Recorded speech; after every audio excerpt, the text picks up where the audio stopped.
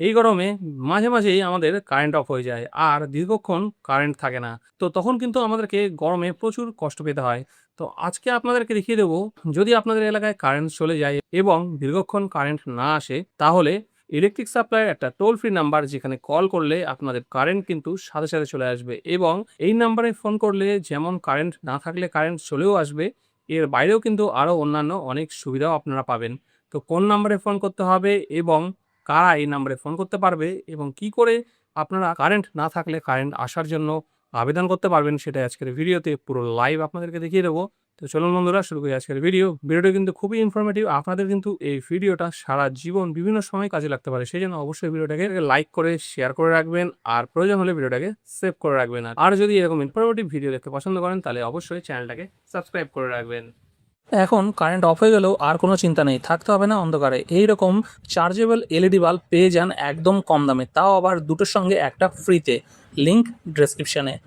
Friends, electric সংক্রান্ত যে কোনো ধরনের কমপ্লেনের জন্য আপনারা যে নাম্বারে কল করবেন সেই নাম্বারটা কিন্তু আপনারা আপনাদের ইলেকট্রিক বিলের মধ্যেই পেয়ে যাবেন। দেখুন, এটা একটা ইলেকট্রিক বিল। এবার ইলেকট্রিক বিলের পেছনেই কিন্তু এখানে দেখুন পরিষ্কার করে লেখা আছে, ঠিক আছে, 24/7 হেল্পলাইন কল 19121। এই নাম্বারটায় আপনারা কল করবেন, ঠিক আছে? অন্য কোনো নাম্বারে কল করার কোনো দরকার নেই। আর এটা কিন্তু WBACDCL এর জন্য, ঠিক আছে?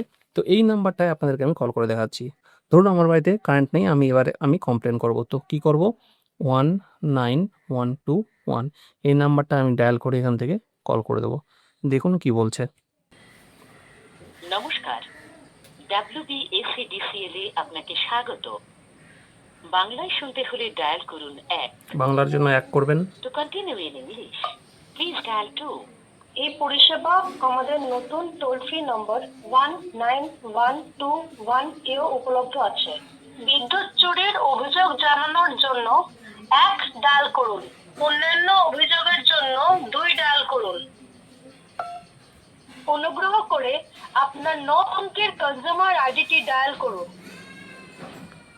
যেহেতু এই নাম্বারটা আমার ইলেকট্রিকের বিলের সঙ্গে কানেকশন নেই, সেই জন্য আমাকে কনজিউমার আইডির নাম্বারটা এখানে দিতে বলছে। যদি আপনারা আপনাদের ইলেকট্রিক কানেকশনে যে নাম্বারটা দেওয়া আছে সেই নাম্বার থেকে কল করেন তাহলে কিন্তু কনজিউমার আইডির নাম্বারটা দিতে বলবে না।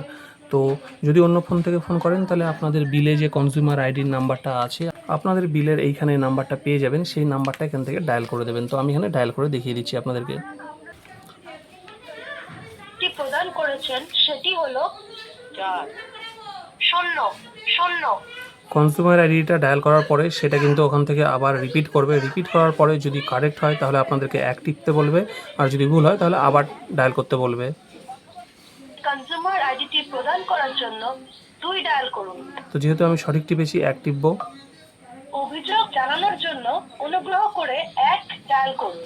আপনার মোবাইল নম্বর নথিভুক্ত করতে 2 ডায়াল করুন। যেহেতু আমি অভিযোগ করব তাই 1 ডায়াল করলাম। বিদ্যুৎ না থাকার অভিযোগের জন্য 1 ডায়াল করুন। বিল সংক্রান্ত প্রশ্নের জন্য 2 ডায়াল করুন।